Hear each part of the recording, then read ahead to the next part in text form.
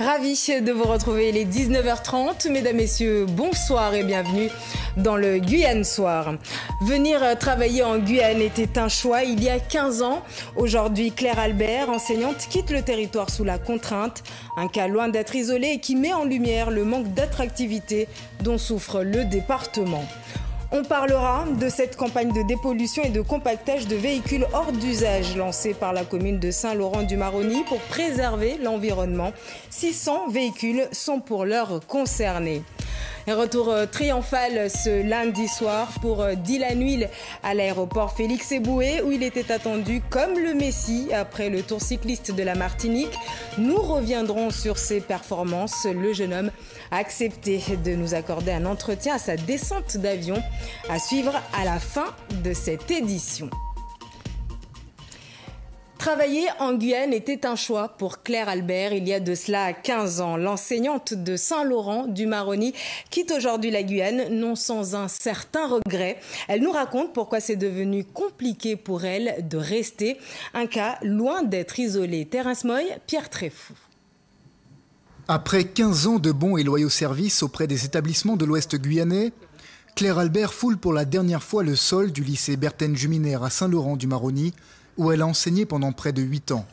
Les dernières années ont été marquantes pour elle, par le nombre croissant de faits de violence en dehors et à l'intérieur de l'établissement. L'année passée, on a quand même eu 3 cas d'agression, 2 sur le parking, 1 à l'intérieur du lycée sur des collègues enseignants, et des affaires de violences sexuelles et sexistes avec les 4 personnels de la cantine qui ont été mises en cause par des stagiaires du lycée Lumina Sophie. Donc ça fait beaucoup de choses. Et des relations à la direction qui sont dégradées petit à petit. La Guyane a été son premier choix de destination suite au concours et à l'obtention de son diplôme. Depuis sa première affectation au collège Paul Berthelot à Javoué, les bons souvenirs et l'expérience de la Guyane resteront gravés en elle pour toujours. Son départ aujourd'hui est malheureusement lié à plusieurs facteurs. L'un d'eux est l'insécurité qui s'est invitée jusqu'à chez elle. Oui, c'est vrai que j'ai été confrontée à l'insécurité dans ma vie personnelle. J'ai subi plusieurs cambriolages, j'ai subi une agression à main armée. C'est des choses qui sont traumatisantes.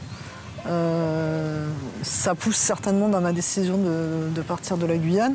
Cette militante a multiplié les actions syndicales pour mieux valoriser la jeunesse de l'Ouest, qu'elle considère abandonnée par les pouvoirs publics. Je pense aussi, quand même, avec 15 ans de recul, que malgré tous les beaux discours qu'on peut faire, on a face à des élus politiques qui n'en ont rien à faire de la jeunesse guyanaise. Malgré le fait que c'est un département, une région à la population très jeune, très dynamique, à la démographie très forte, on se fiche de la jeunesse. Parce que si on avait vraiment un souci de la jeunesse, il y aurait vraiment des infrastructures pour les jeunes, ce qui n'est pas le cas aujourd'hui, où quand il y en a, elles sont vraiment le minimal. À moins d'une semaine de son départ, Claire Albert a fait le vœu de revenir en Guyane si son état de santé s'améliore. C'est l'un des facteurs qui participent au turnover incessant sur l'Ouest. Les médecins spécialistes se font rares et rendent le départ vers l'Hexagone obligatoire pour de nombreuses personnes. On reste à Saint-Laurent-du-Maroni où la commune a lancé depuis 2 semaines une campagne de dépollution et compactage de véhicules hors d'usage, les fameux VHU qui pullulent dans les rues de la ville. Mais sans casse automobile sur son territoire, la commune a dû faire appel à une société basée à Kourou pour acheminer les machines nécessaires à la destruction des véhicules concernés. Les précisions de Pierre Tréfou et Terence Moy. Au village Saint-Jean, c'est l'une des 600 épaves de voitures qui est extraite de la voirie pour être dépolluée.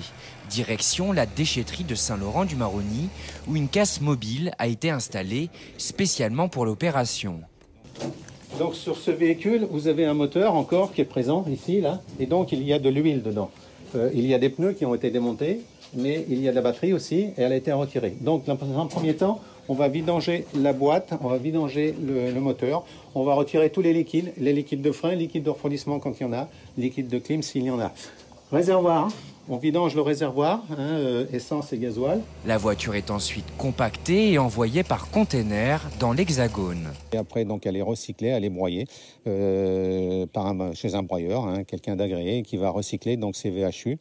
La plupart du temps, ce qui est de la ferraille donc, repart en fer à béton et puis après, tout est recyclé. Bon, je vous met la fer à béton parce qu'en général c'est ce qui se passe, mais bon, ça peut servir aussi pour d'autres ferrailles. C'est une société de recyclage de Kourou qui a effectué l'opération de dépollution, faute de centre de traitement dans l'ouest du territoire.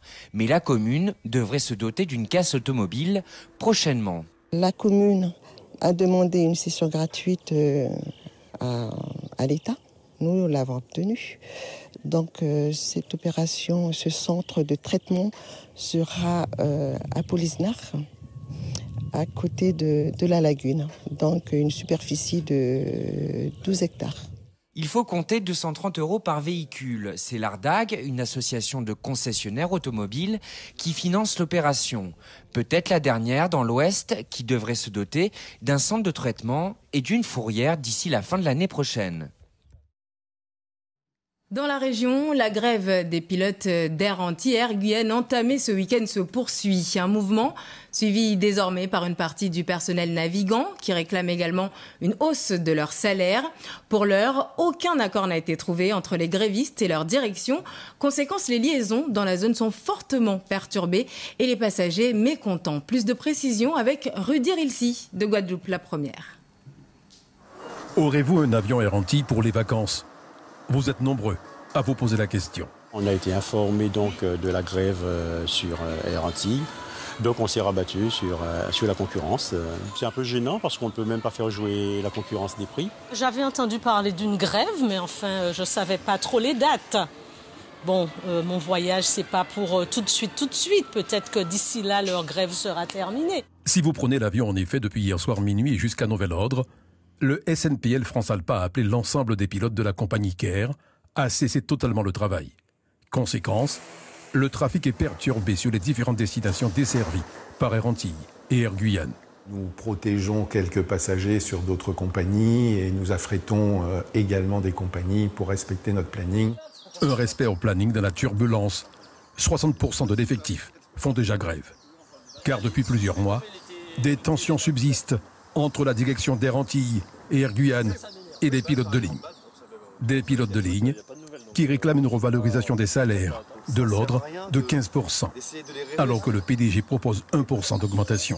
Il est nécessaire et urgent pour la direction de Cair de prendre la mesure de la situation financière de ses collaborateurs et on pense tout particulièrement aussi aux passagers, à la qualité de service qui est apportée aux passagers. Les pilotes et leurs syndicats dénoncent également les cadences infernales des personnels navigants, sans compter les retards, les pannes, les programmations changeantes et le plateau repas revu à la baisse. Un petit sandwich qui est à peine acceptable pour un équipage afin d'éviter une hypoglycémie. Je vous laisse imaginer après une journée dans des avions surchauffés, le réconfort que peut rapporter un aussi petit sandwich à vos équipages pour la sécurité des vols. Sur la mise en place immédiate de l'accord pilote qui intègre une augmentation de rémunération significative, la direction d'Air Antilles confirme sa position. Alors autant vous dire que c'est un accord inacceptable puisqu'il entraînerait un surcoût rien que pour cette catégorie de personnel de près de 2,5 millions d'euros. Et c'est donc insupportable. Et moi, je suis quand même quelqu'un de responsable. On essaye d'expliquer la situation. Enfin, ils font semblant de ne pas la comprendre. Malheureusement, c'est plutôt ça le problème. Toujours est-il, la section SNPL se dit déterminée à obtenir la signature d'un accord qui correspondra à ses revendications. Et se dit prête également à prolonger le mouvement de grève pendant plusieurs semaines. Dans l'actualité nationale, à noter la réunion demain mardi à Paris du très attendu Conseil interministériel des Outre-mer, le CIOM, présidé par la Première ministre Elisabeth Borne, dont l'objectif est d'apporter des solutions aux urgences des collectivités ultramarines confrontées à de nombreuses difficultés. Laurence Théatin, Océane Razanet-Timba. Cherté de la vie, un développement économique toujours attendu. Tension sociale, des mots qui sonnent comme une rengaine dans les collectivités d'outre-mer, malgré les lois de développement économique successives. La pauvreté est de 5 à 15 fois supérieure aux Antilles, en Guyane, à La Réunion que dans l'Hexagone. À Mayotte, elle concerne 74% de la population. Les effets de la guerre en Ukraine et ceux de la pandémie de Covid-19 sont plus durement ressentis. Pénurie, flambée des prix, tensions insurrectionnelles, dans un contexte de manifestations contre l'obligation vaccinale, notamment des soignants. Pays en danger. Donc forcément, quand nous avons fait, nous avons répondu. Nous allons répondre, et nous allons répondre par la répression, par la violence. Mais c'est ça répondre à l'État français. En Guyane et à Mayotte, le climat d'insécurité est quasi permanent. La défiance des populations s'exprime dans les urnes. Marine Le Pen est en tête lors de l'élection présidentielle. Ils sont allés voter pour dire plus haut qu'ils ont besoin de changement. À Fort-de-France, le 17 mai 2022, 7 présidents des collectivités françaises des océans Atlantique et Indien lancent un appel solennel au président de la République. Ils demandent un changement profond des politiques publiques et des relations avec l'État. Le 7 septembre, Emmanuel Macron reçoit les élus à l'Élysée. Ils ressortent satisfaits. La voie vers des évolutions institutionnelles est ouverte. Le chef de l'État promet un nouveau modèle économique dont les élus espèrent une déclinaison lors du Conseil interministériel des Outre-mer. Les attentes des territoires dits d'Outre-mer sont extrêmement importantes par rapport à la vie chère, par rapport aux billets d'avion, par rapport au retour de nos concitoyens sur leur terre d'origine. Il y a plusieurs choses qui sont posées sur la table. Donc on attend très clairement ce qui va sortir. Et s'il s'avère que c'est en deçà de nos attentes, nous réagirons en tant que tels. Si c'est au niveau escompté, nous dirons tant mieux. Créé à la suite des grandes manifestations contre la vie chère en 2009, le très attendu Conseil interministériel pour les Outre-mer se réunira pour la 3e fois ce 18 juillet, après plusieurs reports. Il aura à coup sûr marqué les esprits sur la 42e édition du Tour cycliste de la Martinique. Dylan Huil est rentré tout à l'heure en Guyane. Sa performance, saluée de tous aujourd'hui, n'est pas le fruit du hasard, mais celui du travail acharné. C'est ce que nous expliquent Céline Fleuzin et Abel Parnasse, qui reviennent sur son parcours. 2017, victoire de Dylan Huil sur le Tour de la Guadeloupe Junior. En 2018, rebelote. Il repart une nouvelle fois avec le maillot jaune. Son potentiel est confirmé. Voilà, bravo à Dylan Huil. Bravo à Dylan Huil. 2 ans plus tard, il devient champion de Guyane senior en raflant le titre du contre-la-montre et de la course en ligne. L'année dernière, en individuel, il poursuit son ascension. Dylan Huil est sacré champion de France de l'Outre-mer. Et nous l'avons tous suivi. Le coureur de 23 ans s'est illustré durant le Tour de Martinique 2023. Il a porté le maillot jaune pendant 6 jours. Historique pour le cyclisme guyanais. Ces victoires accumulées ne sont pas dues au hasard. Dylan Huil, mais qui va rester probablement dans...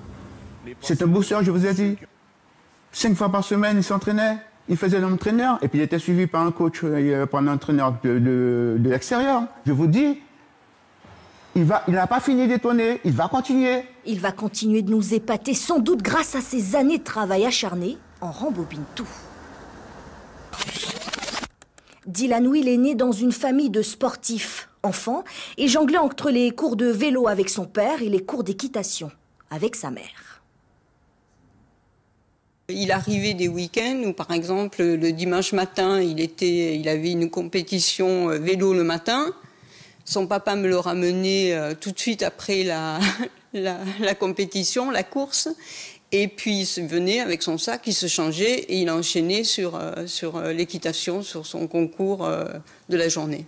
À 16 ans, il doit choisir entre les 2 disciplines. Il donne ses premiers coups de pédale au sein du Vélo Club guyanais. En 2022, il quitte le club cayennais pour une double appartenance à la Croix-du-Sud et à l'US Lamantinoise en Guadeloupe, une licence qu'il ne renouvelle pas en 2023.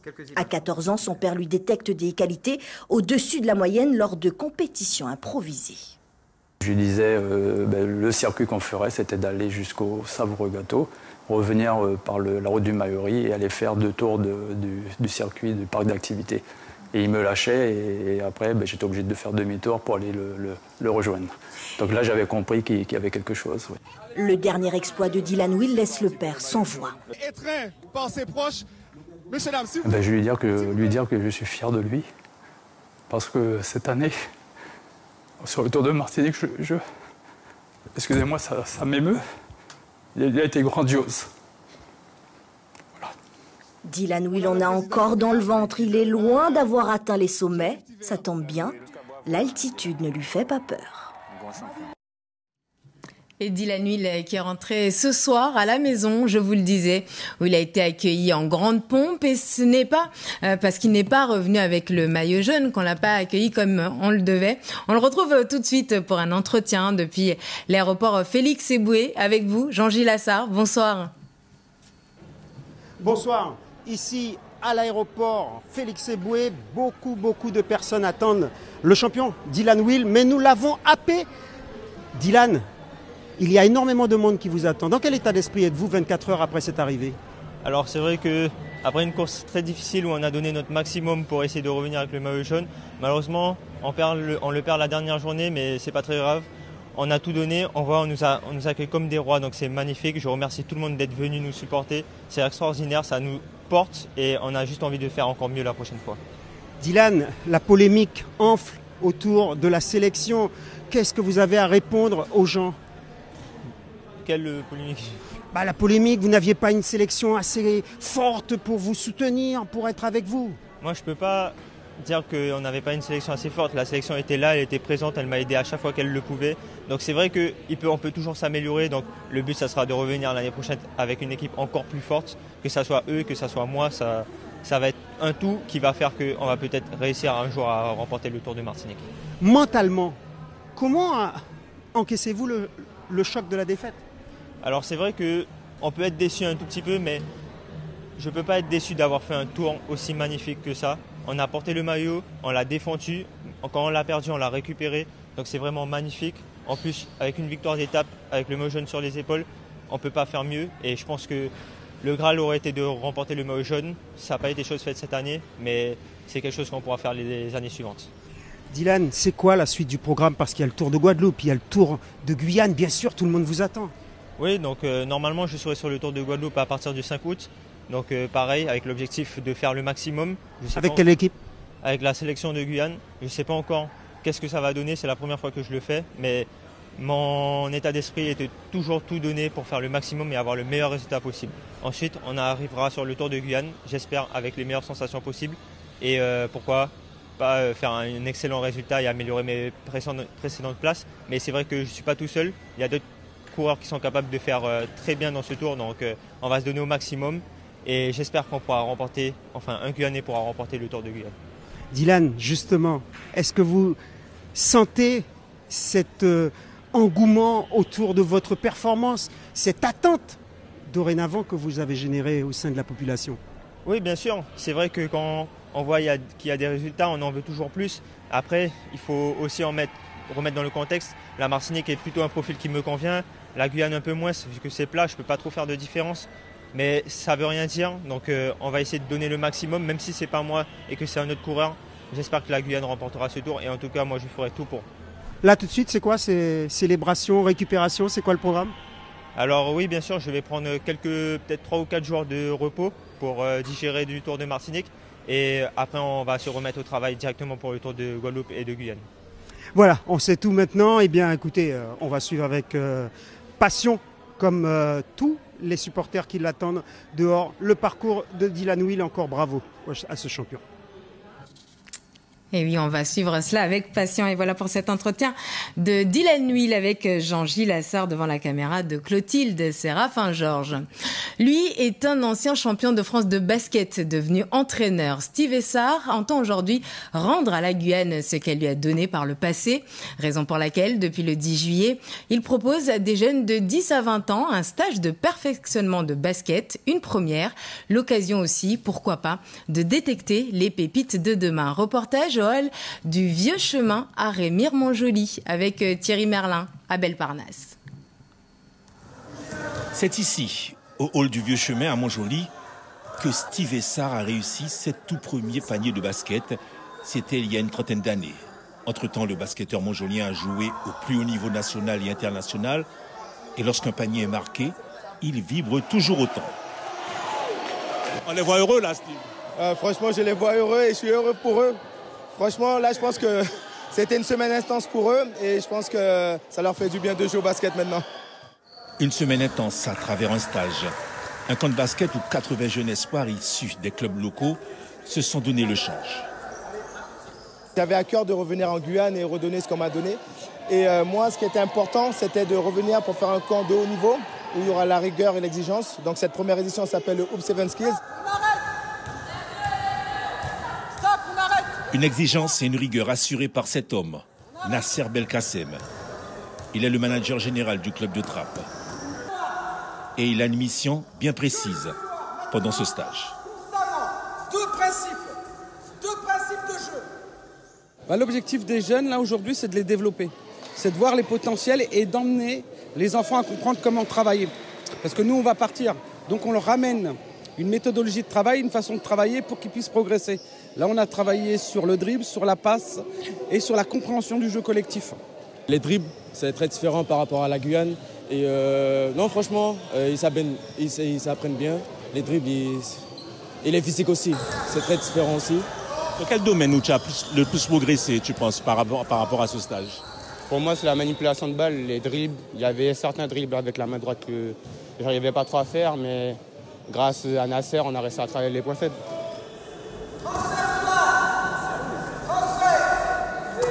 En Guyane, c'est énorme.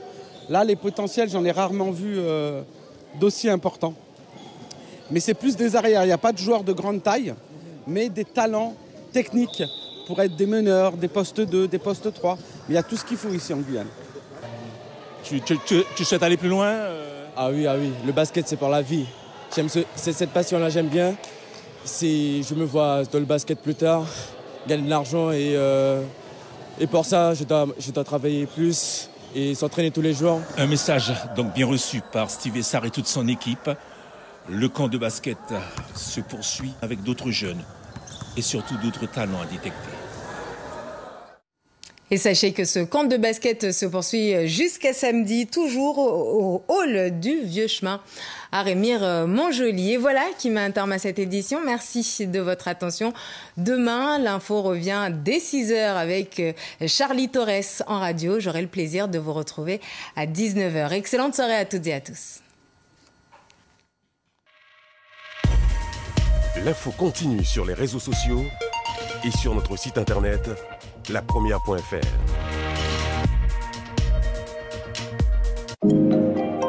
L'information continue sur notre site guyane.lapremière.fr. Scannez ou flashez le QR code pour suivre toute l'actualité de la Guyane.